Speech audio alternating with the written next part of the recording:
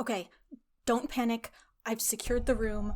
There's absolutely nothing lurking under the desk waiting to grab your feet. We're all safe. We're all completely safe. There's nothing to worry about. Oh god! There's one on the floor right now. A blank page. The cold white void of the blank page is the one thing that scares off more beginning writers than anything else. For some people, the idea of starting so terrifies them that they become paralyzed. They never get started. For those people, looking at a blank page is like the moment of staring into the abyss and feeling the abyss stare back. It's a space with nothing in it until you step into it. And if you do, it means you'll be exposed. What if the first sentence you put onto it is wrong? What if the first word you put onto it is wrong? What if you end up putting a little piece of yourself on the page and everyone can see that it's bad and that you, by extension, are therefore also bad? Think of the feeling of being lost in the middle of the wilderness just as the daylight starts to fade. You don't have a tent or a flashlight or matches. Your phone's battery is at 5% and falling quickly, and you don't have any reception. You're hungry and thirsty, and you know that once night falls, the predators around will be even hungrier. There is nowhere to hide, and nothing sturdy to put your back against. That's what the blank page symbolizes for many people. A situation where, if you're brave enough to walk into it, you risk being seen. Not just your body, but your heart, your soul, the secret parts of who you are as a person, all the things that really, really matter, which you keep tucked away in order to protect them. Because if someone sees them, they might laugh at them, or sneer at them, or judge them, and that would hurt worse than anything else that they could do to you. The blank page symbolizes making yourself vulnerable. Once you write something into it, you are indelibly exposed to the audience. It's like stage fright, or those nightmares of going to school and realizing that you forgot to put on pants. Maybe even worse than being exposed to the audience, even a hypothetical one, is the fact that once you step into that space, you are unavoidably exposing yourself to yourself. What if you discover something about yourself that you would have preferred not to know? What if, by looking too closely at yourself, you see the truth, and it turns out that the truth is that that one person in your past who made you feel small was right about you the whole time? It's the person whose voice rings in your head saying that you're worthless, or that you're wasting your time, or that you'll never be good at the things you like doing, and so you shouldn't be doing those things. What if you put something on that blank page and realize that they were right all along? It's safer not to, isn't it? Safer to turn away. Let's lighten the mood a little bit. The vibes in here are just really bad. Hang on, wait right here. This is my collection of absolutely gorgeous blank notebooks. Nearly every professional author I know has a collection of blank notebooks. It's a compulsion. It's one of the side effects of the medical condition known as choosing to have a career as an author. Many authors experience this compulsion. We walk into a bookstore, we see the section of all the beautiful blank notebooks, we kind of black out and go into a fugue state, we pick out the prettiest notebook there, we take it home, and we put it on a shelf with all the other blank notebooks. And when people ask about them, we say that we are saving them for something. Different writers say that they are saving them for different things. Some writers say, I'm saving it for just the right story, but I haven't figured out what it is yet. What I say is that I'm saving them for one day when I'm perfect. This is very normal writer behavior. I have done this for most of my life. Although I've done this for most of my life. Although I did figure out how to write in a beautiful blank notebook earlier this year. That will be the next video, so subscribe if you'd like to learn my secret. But what does it mean that the gorgeous blank notebook industry is supported significantly by professional writers who keep them on a shelf and do not write in them?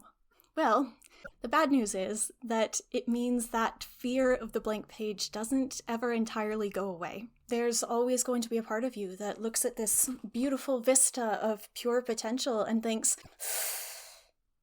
what if I ruin it? What if I'm not good enough for this yet? Here's the good news. The fact that blank notebook collecting is such a common habit for writers of all skill levels means that feeling fearful doesn't have to hold you back from creating the thing that you want to create. Seriously, look! This is the stack of all of my beautiful blank notebooks, and here's a stack of almost all of my published books. Make it make sense. And yes, there are 2 copies of A Taste of Golden Iron in there. That's because this one at the bottom is the UK edition.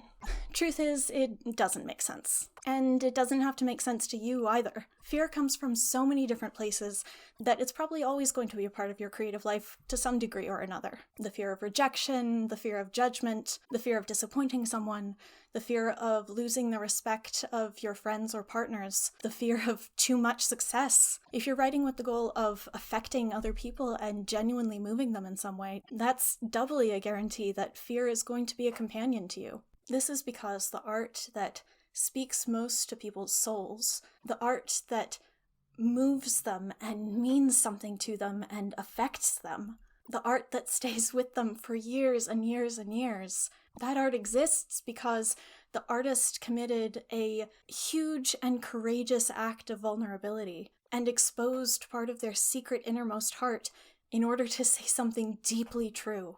Something so true that it resonates with all of the other people who share that secret hurt in their heart.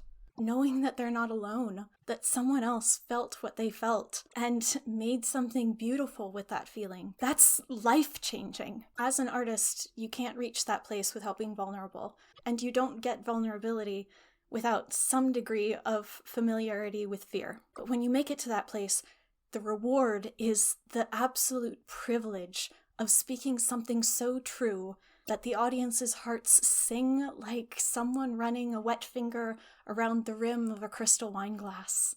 But in order to reach that golden reward, you have to experience the fear, which is not ideal. And as I said, it really doesn't ever go away, regardless of how much success you achieve. Here are 6 of the things that I'm afraid of as a writer. Fear number 6. Silly things. What if at some point I forget how to write books? Expressing this fear usually means that I'm slogging through the middle of a new manuscript, and I'm in my friend's DMs like, I have bad news and it's very serious. I think I've forgotten how to write a book. I think that this book is actually bad. What if I'm actually a hack? Not even entertainingly bad, just mediocre and forgettable. Fear number 5. Things I can't control. What if my agent decides to fire me? This happened to me once already, and it sucked. What if my editor gets fired, and there's no one to lead team book at the publisher? This also happened to me once already, and it sucked as well. What if the economy crashes, and no publisher can afford to give me another book contract? What if I get sick and I can't write? Fear number 4. Unintended consequences. What if I want to write something really personal and painful, and then I do it wrong?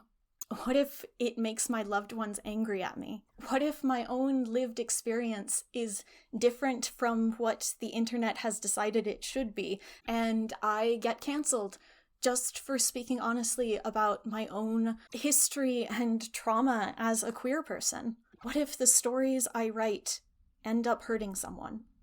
Fear number 3. Hollywood.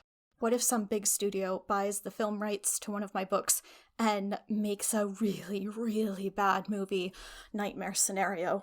That's a joke. The actual nightmare scenario here is, what if Hollywood gets the film rights and I hire the wrong lawyer to look at the contract and I get royally screwed out of a lot of peripheral rights and it permanently torpedoes what I'm legally allowed to write about, including characters and settings. This is a real thing that sometimes happens to authors who get film deals, and the thought of not being allowed to write about my own characters terrifies me. Fear number 2, the price of success. We as a society don't talk about this one very much, but really, really huge, like celebrity level success often comes with unforeseen costs. It's kind of a fairy bargain. You agree to something before you know what you're agreeing to. How difficult would it be to make new friends if I was so famous that everybody thought they knew who I was? How would I be able to trust that people want to know me for me, a real person with flaws who's trying their best and going to therapy about it? How much of my privacy would I be giving up? How much more would I be expected to be a brand rather than a human being? How many more mean comments would people send me on the internet? How many people would decide to hate me solely because of the success that I've achieved? How many friends would I lose over it? Success is wonderful and it can be life-changing in so many good ways, but there's a balance point, and I truly worry about overshooting it and going farther than I wanted to go, and losing my soul in the process. Fear number 1, failure. I've had many moments of really good luck in my career, and I am regularly afraid that my luck will run out eventually, that my readers will all vanish, and that no one will want to pay me money for my writing anymore. And what if I don't ever manage to write something that's worth remembering? Fear is real. Fear doesn't ever leave you. Not entirely. And I have to believe that that's okay, actually. Fear is just a signal that what you're doing matters to you, that there are stakes. Feeling fear doesn't mean that you're a coward. I'd even argue that running away from your fear doesn't make you a coward. It just means that you're not ready to tackle that thing yet. There is nothing wrong with retreating, regrouping, getting some more practice or knowledge, and trying again. Another time, another day when you feel more up to it. You can always come back and give it another shot later. As long as you're alive, you always have another chance. And when you do finally step into that cold white void and look into the abyss and allow the abyss to look back into you, that is bravery. Bravery doesn't mean being fearless. It means taking a deep breath and stepping forward into the thing that scares you. It means looking at your fear and trying to find a way to change the nature of it. And then, if you're still up for trying, giving it another shot. And if you're not up for trying that specific thing again, you try something else, something completely different. Because as long as you're alive, there's always another chance. I do have a few practical tricks for dealing with fear. That's going to be the next video. So once again, subscribe below if you'd like updates about that, and click the like button while you're down there if you thought that this one was pretty good. I also have a website you can visit if you'd like to learn more about me and my books, or to sign up for my email newsletter to learn more about the new things that I'm doing lately. And I have a Patreon and a PayPal donation link if you'd like to support the channel. I know this was kind of a heavy one, so get out there and have some fun. I'll see you next time.